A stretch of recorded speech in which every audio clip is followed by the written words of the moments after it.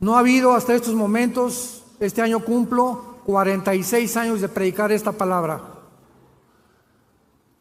Y en estos 46 años que tengo predicando la palabra de Dios, no he podido encontrar a ninguna persona de ningún carácter, de ninguna disciplina académica que pueda contradecir que no ha habido ningún personaje en la historia como Jesucristo por tres razones principales.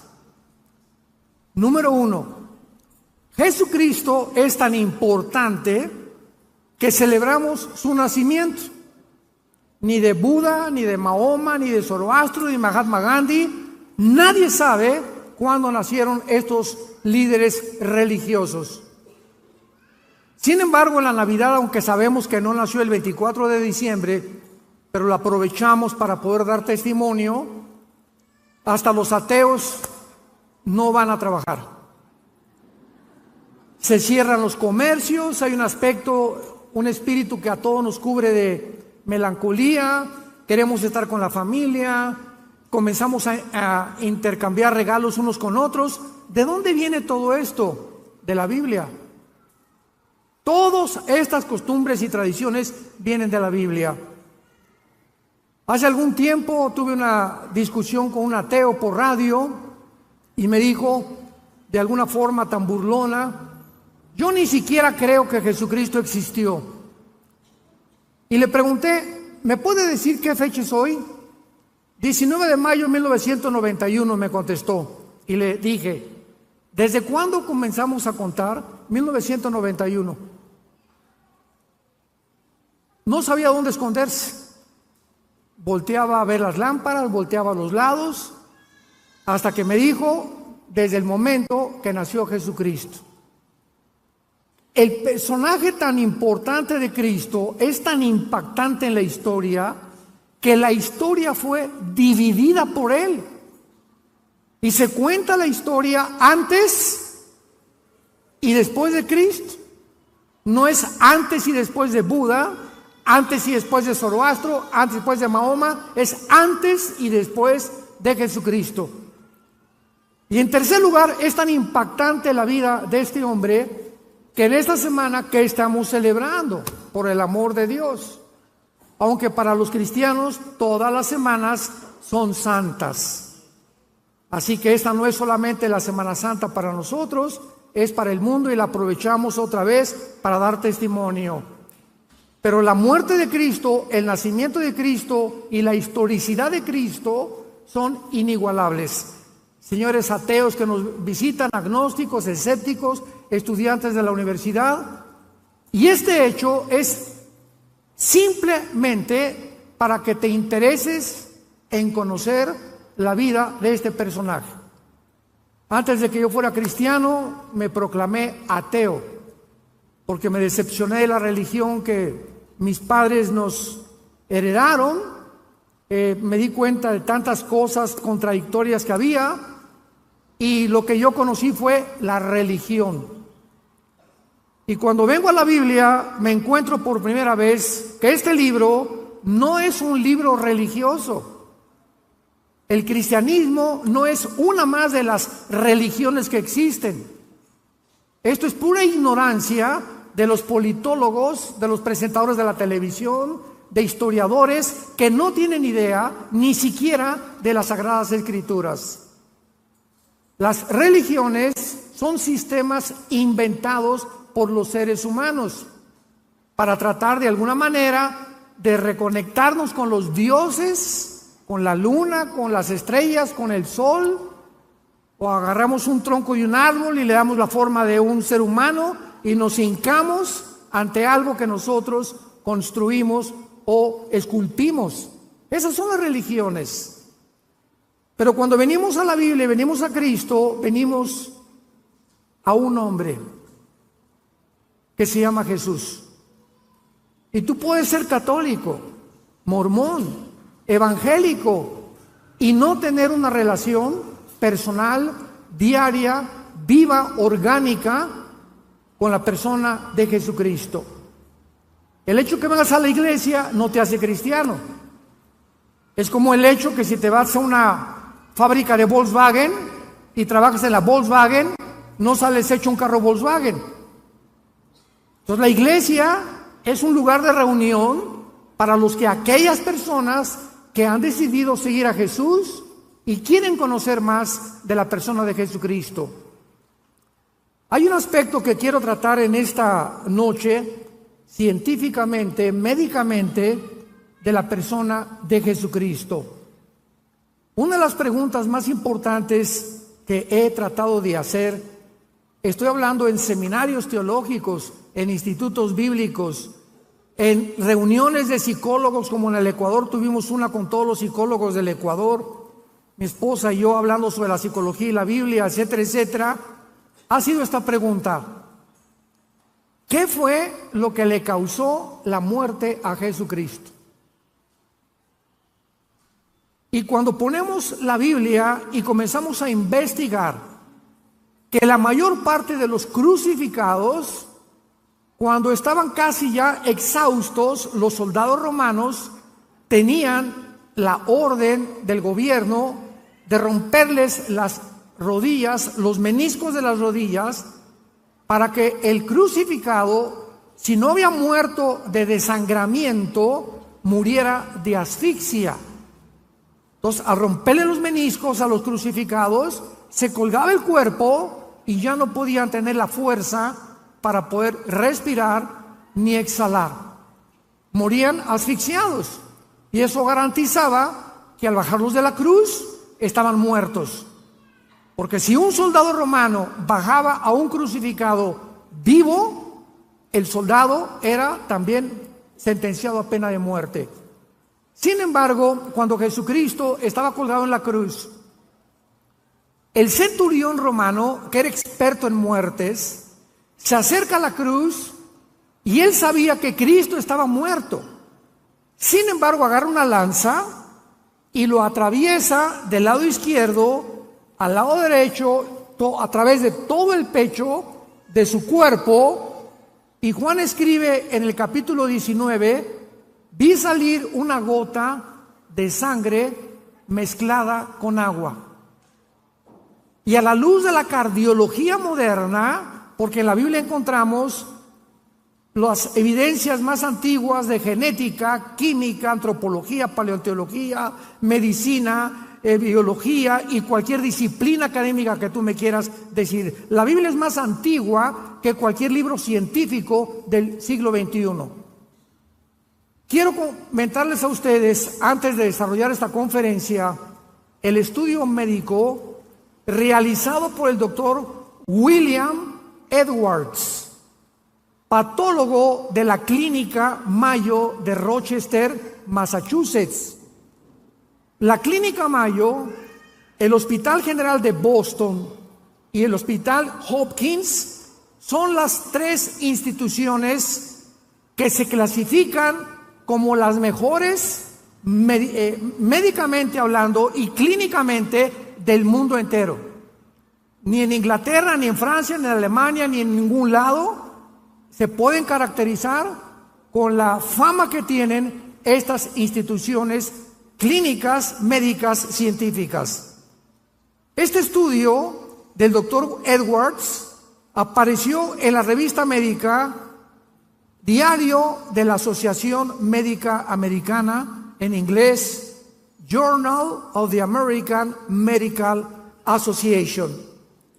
Y esta revista es y aparece cada semana en la investigación médico-científica del mundo entero.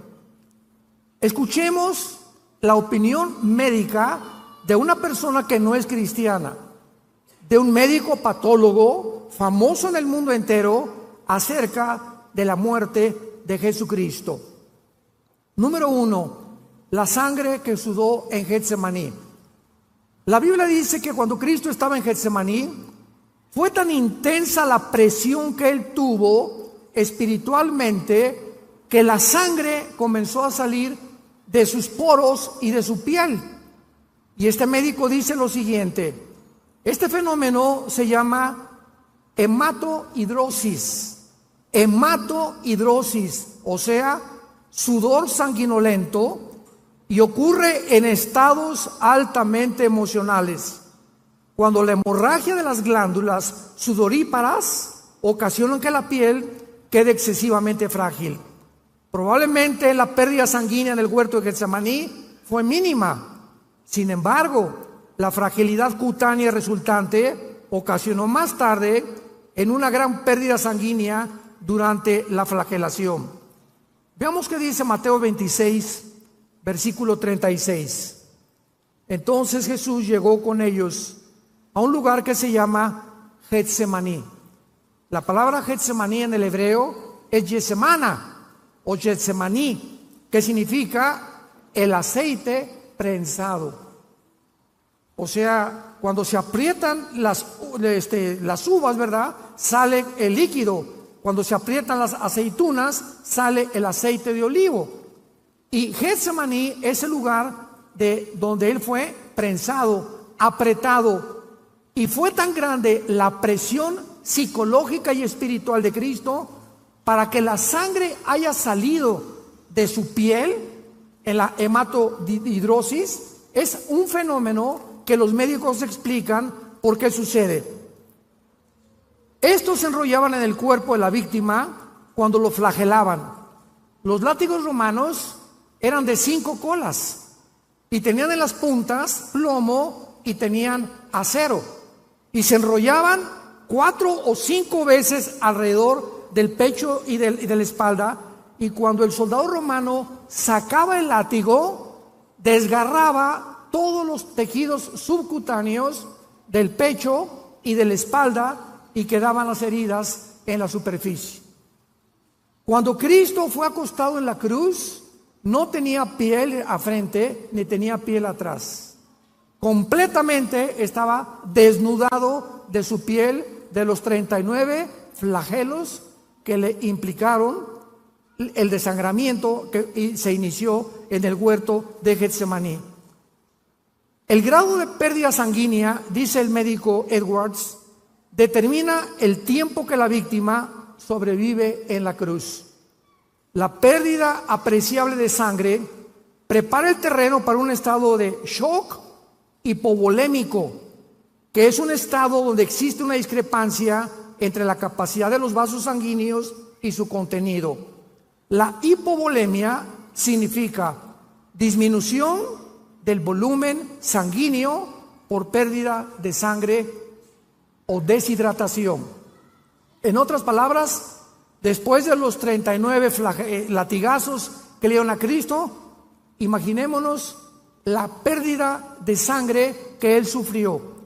Cuando la sangre comienza a salir del cuerpo, médicamente hablando, la hipovolemia, comienza a haber una descomposición tremenda mental que hace que las personas pierdan completamente la brújula, ya no coordinen sus pensamientos, ya no sepan, se desmayan o la mayor parte de las veces gritan que por favor los maten antes de seguir sufriendo los latigazos.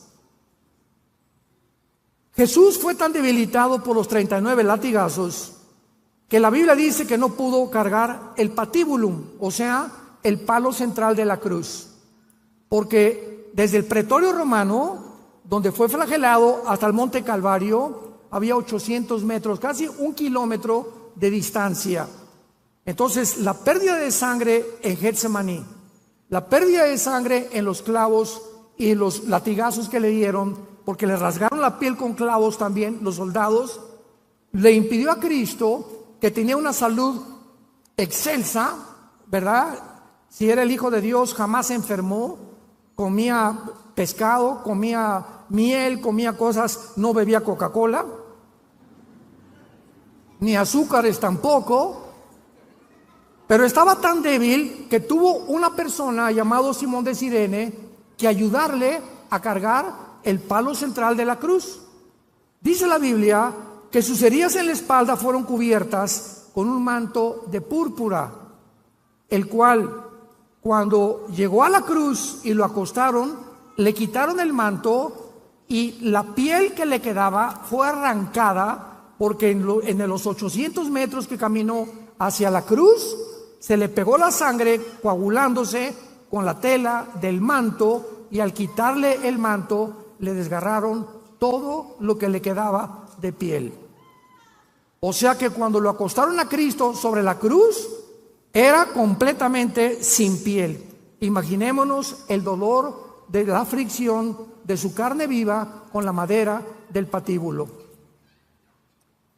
En la crucifixión, los brazos de la víctima eran totalmente estirados, de esta manera. Y los clavos eran colocados entre el hueso radio y el hueso carpo de las muñecas. O sea, a Cristo no le pusieron los clavos aquí. Cristo fue crucificado aquí en las muñecas. Ahí fue en el carpo y en el radio donde entraron los clavos. Y aunque no producían fractura, el daño al periósteo, que es la membrana que cubre los huesos, era dolorosísima. La mayor parte de las víctimas de la crucifixión en ese momento perdían el conocimiento del dolor tan intenso de la entrada de los clavos en estas partes de las manos. También los clavos le cortaron el nervio mediano médicamente, lo cual le ocasionó a Cristo espasmos intensísimos de dolor en los brazos durante todo el procedimiento. Todo esto produjo una parálisis en parte de sus manos que se llama los ligamentos o mano de garra, donde la mano comienza a perder ya el control y se hace así y ya no puede abrirla del dolor tan intenso de los clavos en el carpo y en el radio. Los clavos de los pies, dice este médico, atravesaron los huesos del tarso y seguramente le ocasionaron lesiones en sus nervios. El mayor efecto fisiológico es lo que se llama la interferencia con la respiración normal, especialmente durante la exhalación, ya que el cuerpo tiende a fijar el tórax en estado de inhalación y el crucificado está colgado y no puede hacer esto, respirar y exhalar, porque el peso de los clavos, al tratar de hacer esto, le produce más presión en las manos y más presión en los pies. De acuerdo a los análisis de respiración, primordialmente con el diafragma y de forma superficial, resultan en una retención de dióxido de carbono en la sangre. Y esto es lo que produce y lo que produjo a millones de personas ahora que hubo la pandemia, cuando nos mandaron ponernos un pañal en la boca. ¿Qué te produce el pañal en la boca? Que los estreptococos se te vuelven a meter, no respiras el oxígeno que necesitamos y después la Organización Mundial de la Salud dictamina que no servía de nada. Impresionante lo que hicieron con nosotros. Continuaron en el cuerpo de Cristo calambres musculares, hormigueo en los brazos, por la posición tan incómoda, y se agregaron a la molestia de la respiración, porque en cada momento que respiraba era un dolor y un martirio agonizante, lo cual casi siempre llevaba a la asfixia a los crucificados. Otros factores, dice el médico Edwards, que contribuyeron a la muerte del crucificado variaban, pero siempre era deshidratación, arritmias cardíacas inducidas por el estrés, insuficiencia cardíaca por la acumulación rápida del líquido en la cavidad pericárdica o en cavidad pleural. Y finalmente, un aspecto médico de la muerte de Jesús ha sido gran controversia y es el tema que quiero desarrollar. ¿Qué fue científicamente o médicamente? Se van a sorprender ustedes lo que le causó la muerte a Cristo. Cuando el soldado romano le atravesó el costado, le atravesó lo que se llama el pericardio, que es una membrana que cubre el corazón, y el endocardio, que es una membrana que está dentro casi en el corazón. Y cuando Juan escribe hace 2000 años, vi salir una gota de sangre y una gota de agua, de acuerdo a los cardiólogos del siglo XXI, la mezcla de la sangre con el agua es por la rotura del pericardio. O sea, Cristo ya estaba muerto antes de que el soldado le atravesara con la lanza el costado. De acuerdo a lo anterior, el líquido que salió de Jesús correspondía al líquido pericárdico y la sangre a presencia de sangre en la cavidad pericárdica. El corazón está forrado por dentro por la membrana llamada el endocardio, después una capa muscular llamada el miocardio, forrada por el pericardio, con dos capas, pericardio visceral y pericardio parietal. Y estas capas no se conocían hace 2000 años, ni se entendía tampoco qué es lo que pasaba, porque jamás había el estudio clínico que hicieron después estos médicos de la Clínica Mayo, Rochester y la Clínica de Hospital Hopkins y de Boston hace algunos años. Y finalmente, ¿qué fue lo que ocasionó la muerte de Cristo? Damas y caballeros santos de Dios, 1000 años antes de la crucifixión, David escribió el Salmo 22. David no sabía nada de crucifixiones porque esto comenzaron a través de las tradiciones a integrar la crucifixión los romanos.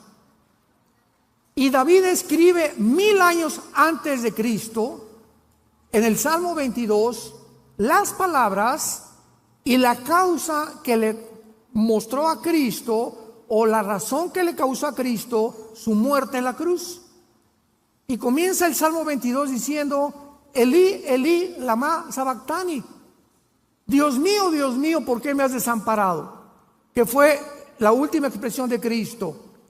Y finalmente, más adelante dice: jugaron ropas los soldados con mi manto, me miran como toros de Bazán. Y la Biblia describe lo que causó la muerte de Cristo. No fue la asfixia, porque no le rompieron los huesos. Estaba escrito en el libro del Éxodo que al cordero no le iban a romper los huesos. Entonces el soldado romano le atravesó la lanza para asegurarse que estaba muerto. Entonces Cristo no murió de asfixia, no murió de deshidratación, no murió de desangramiento. El Salmo 22 dice estas palabras: mi corazón fue como la cera. Cristo muere cuando tus pecados y mis pecados son puestos sobre de él, y el dolor de llevar tus pecados, tus adulterios, tus robos, tus asaltos, tus violaciones, tu drogadicción, tus fornicaciones, nuestros robos, todas las cosas que tú y yo habíamos hecho fueron puestas sobre su cuerpo, y el dolor fue tan intenso que el corazón le explotó. Cristo muere de dolor moral. Si alguna mujer está pariendo, sabe el dolor que tiene cuando el niño va a salir a la luz. Y los dolores son intensísimos del parto, se consideran los más grandes que hay de sufrimiento en el ser humano. Pero para que una persona pueda morir de dolor, hay mujeres que ven a sus hijos morir y lloran y caen: mi hijo murió, mi esposo murió, y vemos a cantidad de personas en los entierros, en los funerales, desesperados por sus muertos y se jalan los pelos, pero no hemos visto a ninguna persona que sea tan intenso el dolor que caiga muerto, de no poder soportar el dolor tan grande que está experimentando la pérdida de un ser querido. Pues Cristo muere y paga por tus pecados y paga por mis pecados, y esto es lo que nos habla claramente de la evidencia que le estalla el corazón de dolor moral. Y finalmente, este aspecto médico dice lo siguiente: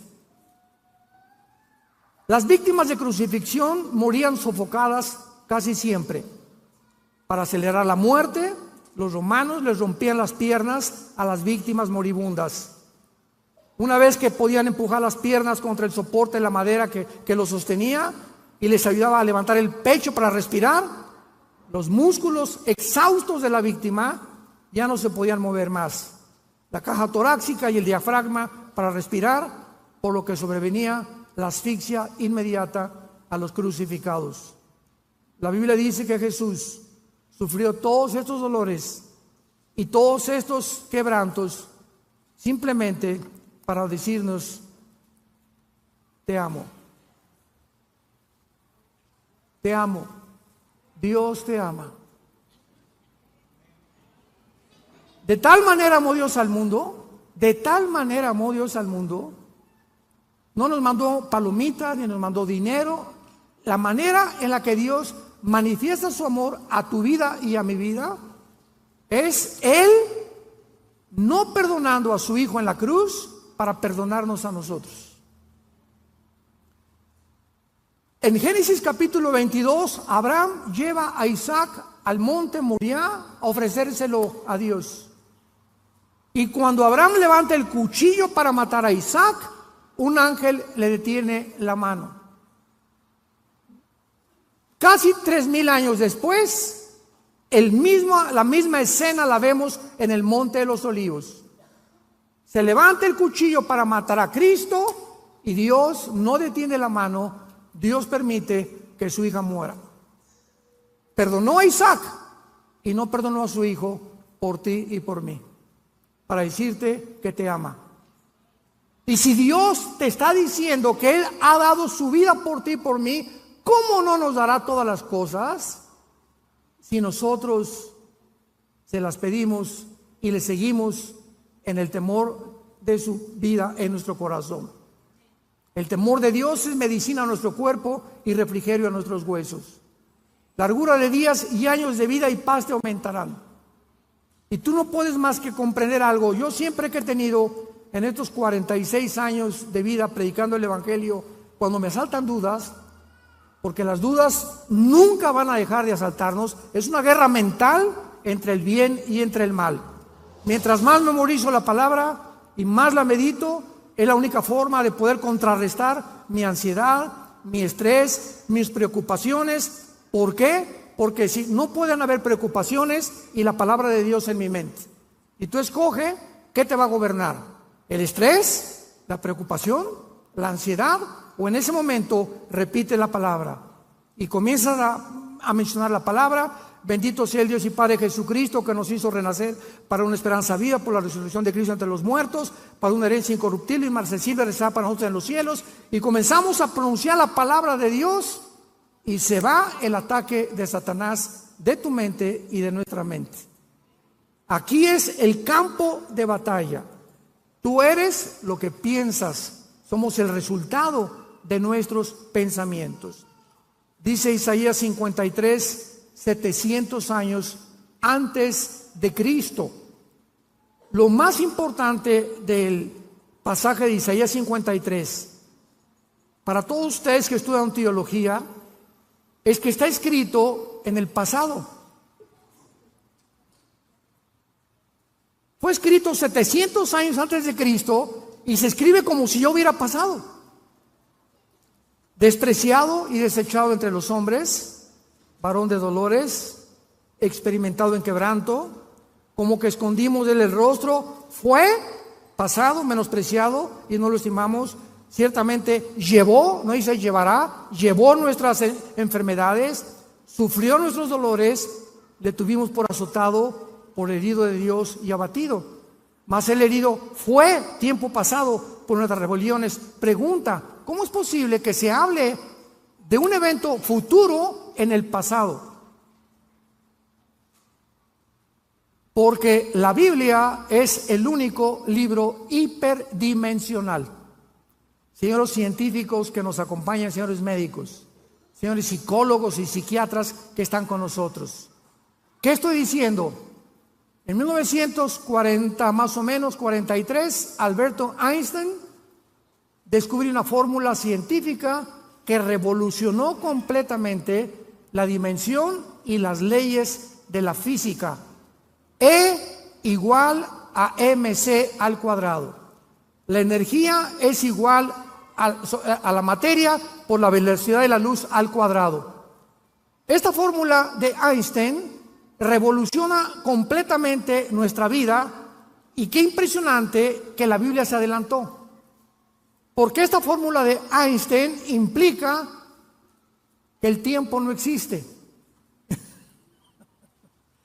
Se les van a fundir los fusibles. El tiempo no existe. ¿Qué quiero decir con esto? Agarra tu reloj en este momento. ¿Y qué hace el reloj? El segundero. 1, 2, 3, 4, 5. ¿Dónde está el pasado? ¿Dónde está el pasado? Estamos en el presente. 1 es el presente. 2, 3, 4, 5, 6, 7, 8. El futuro todavía no estamos allá. El pasado. Hace un segundo tu pasado ya no existe.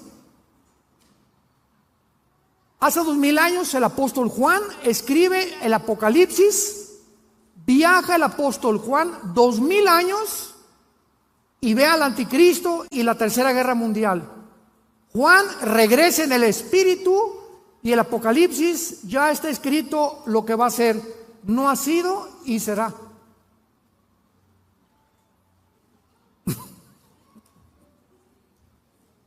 El profeta Isaías escribe en el capítulo 53 de su libro que Cristo fue desechado, entregado, etcétera, etcétera, y no había sucedido más que en el futuro. Y cuando encontramos que la fórmula de Einstein demuestra que el tiempo no existe, el tiempo se incluye desde Einstein como la cuarta dimensión. ¿Qué quiero decir? Que somos seres que vivimos en 4 dimensiones: altura, profundidad, anchura y el tiempo, que desde el siglo pasado estuvo incluido dentro de las dimensiones del ser humano. Sexta, séptima u octava dimensión. Para Dios 1000 años es un día es como 1000 años. Cada vez que la Tierra hace una vuelta al Sol de 365 días, para Dios fue un día. Para nosotros fueron 365 días que pasaron en nuestro tiempo. Y si yo me voy a la Luna o a Marte con un traje de astronauta y salgo mañana, vamos a poner que mañana es el 10 de abril, y regreso dentro de un año y tengo 30 años de edad, cuando yo regrese el año que entra, mi esposa va a tener 5 años más que yo. Porque ya saliendo de la atmósfera, el tiempo no existe como existe aquí en la Tierra. Aquí pasa más rápido que en el espacio. ¿Y cuántos hombres dicen, no, pues yo me quiero ir a Marte, no? Hermanos, todo lo que estoy compartiéndole a ustedes es maravillosa. La Biblia es maravillosa. O sea, el Ramayana, el Popo, el Tripitaka, los Vedas de los persas, el Corán, no hay un libro religioso ni científico que tú me puedas decir que nos explique de dónde venimos, quiénes somos y a dónde nos dirigimos. Y cuando Dios muere en la cruz y abre sus brazos, nos dice lo siguiente: todo aquel que me sigue no permanecerá en tinieblas. Y cuando venimos a la Biblia, el Espíritu Santo entra a nuestra vida, nos destapa lo que el pecado dañó, la información que Adán y Eva tenían, que era el 100% de su ADN, del ácido desoxirribonucleico, que es la fórmula de las células. Y Adán y Eva perdieron todo eso y nos lo transmitieron a nosotros. Einstein decían que teníamos el 8% desarrollado de la mente nada más. Perdimos más del 90% de la información. Y la única forma de recobrar esta información, para que tengas la seguridad de morir en paz y de saber que nunca, nunca Dios te va a abandonar, que nunca te va a dejar, y que en medio Él es nuestra fortaleza, nuestra angustia, y que Él es nuestro amparo y nuestro refugio, como las alas bajo de la gallina cubre a sus pollitos. Fortaleza mía, castillo mío, mi Dios, en quien confiaré, decía David, es teniendo a Jesucristo como tu Salvador. Comienzas a entender el mundo. Vamos a hablar de esto mañana en el desayuno. Impresionante como el mundo llegó a su fin. Filosóficamente, religiosamente, políticamente, militarmente, en cualquier área que tú busques, el mundo en que tú y yo vivimos hoy está completamente derribado. En Estados Unidos se acabó la democracia, se acabó la moral en el mundo, ya los géneros terminaron, la biología y la genética la hicieron a un lado. Ahora un hombre puede ser mujer, una mujer puede ser un hombre, de acuerdo a lo que él crea o lo que ella crea, y no genética ni biológicamente.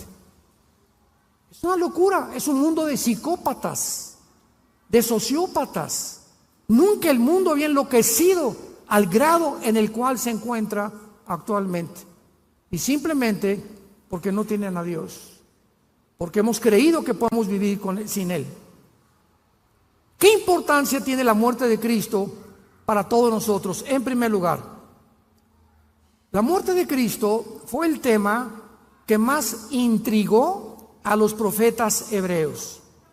Dice en la primera carta de Pedro, capítulo 1, versículo 11, los profetas profetizaron de la gracia destinada a ustedes. Inquirieron y diligentemente indagaron acerca de esta salvación, escudriñando qué persona y qué tiempo indicaba el Espíritu de Cristo que estaba en ellos, el cual anunciaba de antemano los sufrimientos de Cristo y las glorias que vendrían tras ellos. En la cruz del Calvario había dos grupos de personas: los religiosos, los fariseos, supuestamente los doctores de la ley. Y del lado izquierdo estaban los griegos, los filósofos de Atenas, los discípulos de Zenón, los epicúreos, los estoicos, los grandes pensadores de la historia en aquel tiempo. Los religiosos, los fariseos, voltearon a la cruz y dijeron: porque la Torá, nuestra ley, dice maldito el que es colgado en un madero. Entonces, ¿cómo puede este hombre decirse que es hijo de Dios cuando nuestra ley dice que los que son crucificados son hechos maldición? No puede ser este el hijo de Dios. Comenzaron a ofuscar en sus pensamientos y en su limitada racionalización. Y por otro lado, los griegos veían a Jesús y decían: este no puede ser el hijo de Dios, porque Zeus, nuestros grandes dioses de los titanes de la mitología griega, no podían permitir que a su hijo le hicieran lo que le están haciendo a este hombre. ¿Cómo puede llamarse este el hijo de Dios? Damas y caballeros, los religiosos y los filósofos, Dios enloqueció su sabiduría. Porque la palabra de la cruz es locura a los que se pierden. Y no podían, con su mente intelectual y filosófica, como actualmente también, no me importa que seas maestro de filosofía y letras en la universidad, ni que tampoco tengas doctorados en ciencias políticas, si tú no tienes al Espíritu de Cristo en tu vida, no vas a entender la Biblia. Porque los pensamientos de Dios son más altos que los nuestros. Y la forma como Dios actúa no es como nosotros. Y en esa cruz, donde unos decían que era maldición y otros que era una imposibilidad que el Hijo de Dios pudiera decirse así, muriendo como un vil criminal y su padre no hiciera nada, Dios lo hizo a propósito, porque detrás de esa muerte se encontraba toda la sabiduría de Dios, escondida detrás de la locura de los seres humanos. Y eso fue lo que me hizo a mí, por primera vez en mi ateísmo, reflexionar y humillarme delante de Dios. Y se acercó entonces mi hermano Alejandro, que era cristiano, me leyó este pasaje de 1 Corintios capítulo 1, que dice así: porque lo insensato de Dios es más sabio que los hombres, y lo débil de Dios es más fuerte que los hombres. Lo que para ti es locura, para Dios es sabiduría. Porque lo que tú calificas como locura, Dios lo hizo a propósito para que no lo busques intelectualmente, sino para que te humilles delante de Él, recibas a Cristo y Él te abra el entendimiento y te diga: 2 más 2 son 4, 5 más 5 son 10. Imagínate un niño de 6 años. Oiga, maestro, ¿qué quiere, chamaco? Tanta molesta que me das. Explíqueme la teoría de Einstein, m igual a mc al cuadrado. Mira, niño, aunque yo te lo explique, no lo vas a entender. Pero ¿por qué, maestro, si mi cerebro es igual al tuyo? Es verdad, pero el mío está desarrollado y el tuyo no. Entonces, cuando tú crezcas y madures en conocimiento, vas a entender lo que ahorita, aunque te lo explicara, no lo vas a explicar. Cuando yo era ateo, Dios me dijo: gusano, chinche, hormiga de agua puerca. ¿Quieres entender mis caminos? ¿Quieres caminar conmigo? ¿Tú crees que puedes comprenderme cuando yo hice el universo? Como le dice a Job: ¿dónde estabas cuando hice la tierra? Cuando medí las medidas de la tierra, la distancia entre la tierra y el sol, el movimiento de gravitación de la tierra, el movimiento de traslación de la tierra, la velocidad de la luz, 300,000 kilómetros por segundo. ¿Dónde estabas tú? Le pregunta Dios a Job. Si eres tan inteligente, dímelo. Dime quién eres, ya para acabar pronto. Y cuando nos damos cuenta que estamos tratando de pelear con un Dios, que si Él existe es lógico. Hermanos filósofos, la lógica elemental nos dice lo siguiente: si realmente Dios existe, Él no puede pensar como nosotros, y es una mente inmensamente grande, maravillosa, y si yo quiero aprender, necesito una condición, una sola: ser humilde. Ser humilde, humillarme. Señor, lo que sé, como dijo Sócrates, yo solo sé que no sé nada. ¿Y para qué hizo el sufrimiento? ¿Y por qué permite que los niños se mueran? Qué interesante que los ateos nunca contestan, nos preguntan a nosotros. Nunca un ateo le va a preguntar esas preguntas a otro ateo, o a un agnóstico o a un escéptico. Nunca, jamás. Nos los hacen a nosotros los cristianos, porque de alguna manera en sus conciencias saben que no hay respuestas en el mundo, y por eso viven vidas sin esperanza, sin ninguna seguridad, llenos de estrés, llenos de esperanza, llenos de odio, llenos de maldiciones. ¿Por qué? Porque están enojados contra la vida, porque no entienden la vida, porque no entienden a Dios. Y como dijo don Teofilito, ni lo entenderás hasta que no vengas a la cruz de Jesucristo. Lo insensato de Dios es más sabio que nosotros. Miren, hermanos, que Dios escogió lo necio para avergonzar a los sabios, y lo débil del mundo escogió Dios para avergonzar a los fuertes. ¿Saben lo que dijo el Dalai Lama al Papa Juan Pablo II cuando vino a México?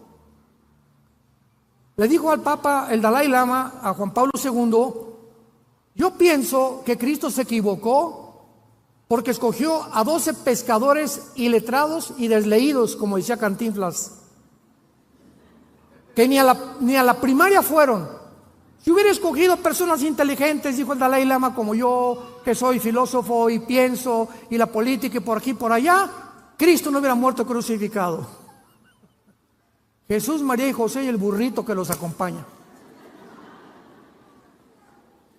Virgen de la Macarena. ¿Se dan cuenta la estupidez, la soberbia del ser humano?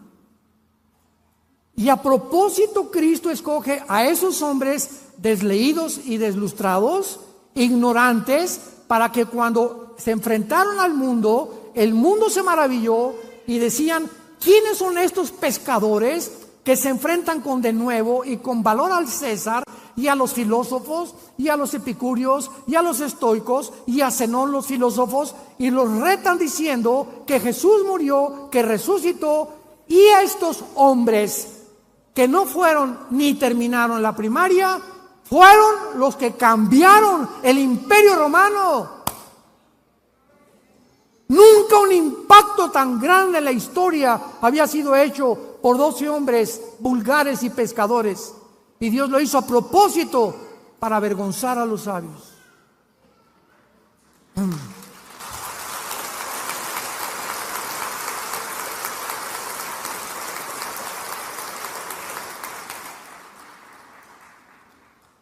Cristo muere en la cruz para pagar por tus pecados y por mis pecados. Y es la base de su muerte lo que nos puede limpiar delante de Dios. Tú me dices, es que yo hice un asilo para ancianos y yo he hecho orfanatorios para niños y voy a mi iglesia y me persino cada domingo, o voy a la iglesia evangélica o a la iglesia que tú vayas y limpiamos nuestra conciencia. La Biblia dice, el que tiene al Hijo tiene la vida. Puedes tener una religión, te repito, puedes ser católico, evangélico, bautista, nazareno, pentecostal, presbiteriano, dime lo que quieras. No es la etiqueta de la botella lo que determina el contenido, es lo que está dentro de ti. Yo soy esto, yo soy aquel, presbiteriano, bautista por afuera, porque voy a tal iglesia o a tal denominación, pero dentro de tu vida, ¿tienes tú una relación con Jesús? ¿Amas la Biblia? ¿Amas a tus hermanos? ¿Amas a tu esposa? ¿La respetas? ¿Le eres fiel a tu esposa? ¿Amas a tus padres? ¿Les das un buen ejemplo a tus hijos? Desde que te convertiste, ¿cuántas personas has ganado para Cristo? ¿Te mueres de pasión por la verdad? ¿Estarías dispuesto a morir en tus convicciones por la causa de Cristo? Si tú no contestas estas preguntas satisfactoriamente, no eres más que una persona religiosa de la boca para afuera. Y la Biblia dice, no hay otro nombre en que podamos ser salvos más que en el nombre de Jesucristo. Mas Dios muestra su amor para con nosotros, que siendo pecadores, Cristo muere en nuestro lugar. Herido fue por nuestras rebeliones, molido por nuestros pecados. Todo esto lo ha hecho Dios por ti y por mí, para que hoy vengas, no a una religión, ven hoy, te invito a que vengas a la cruz. A que adores a ese hombre que tienes colgado en un crucifijo en tu casa, sin saber ni siquiera lo que representa. Confundido, tal vez por curiosidad viniste en esta tarde, pero Dios tenía una cita contigo.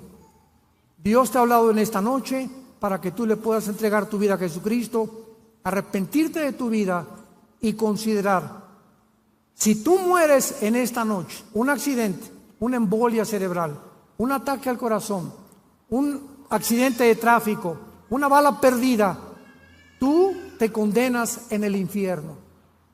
Puedes burlarte en esta noche todo lo que quieras, pero estas palabras son fieles y verdaderas. Es la palabra de Dios, y Dios tenía una cita contigo para decirte te amo. Fui crucificado, fui muerto y resucitado a los 3 días, para que tú vengas y renueves tu vida conmigo, para que yo entre a tu vida y para que me conozcas y tengas la vida eterna. Les pido que acá inclinen su rostro por algunos momentos y le digas con todo tu corazón estas palabras a Dios. Señor mío y Dios mío, lo puedes hacer en silencio. Te doy las gracias por haberme permitido escuchar tu voz a través de la Biblia, tu palabra santa. Creo con todo mi corazón que en esa cruz, a través de la sangre que tu Hijo derramó, es el antídoto, es la medicina que tú has provisto para mis pecados. Creo que a los 3 días tu Hijo se levantó de entre los muertos, y porque ahora vive, y lo creo con todo mi corazón, te pido, Señor Jesús, que en este instante entres a mi vida como mi Señor y mi Salvador. Te doy las gracias por darme la vida eterna, y la corta vida que me das o que me queda, la quiero vivir para conocerte a ti y a tu Padre, y vivir para dar testimonio de tu amor en esa cruz. En el nombre de Jesucristo. Amén. Gracias a Dios por la palabra de Dios. Gracias a Dios por la Biblia. Los cielos y la tierra pasarán,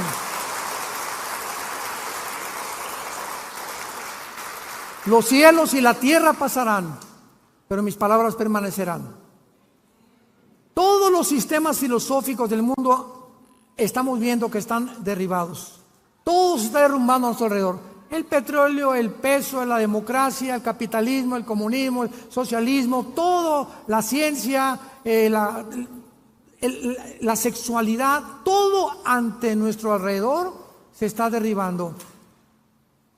Si los fundamentos fueran quitados, Salmo 11, ¿qué sería de nosotros? ¿Qué sería si no tuviéramos este fundamento, esta esperanza? ¿Qué sería de mi vida? Yo hubiera acabado en la cárcel o muerto. Si hubiera seguido la vida que yo seguía, hubiera acabado yo loco o en un psiquiátrico, tal vez. Pero Dios me levantó para que pudiera proclamar su mensaje. Y cada día le digo que me dé más pasión para hacerlo, para que la gente pueda comprender que tienes una sola vida para arrepentirte y venir a la cruz.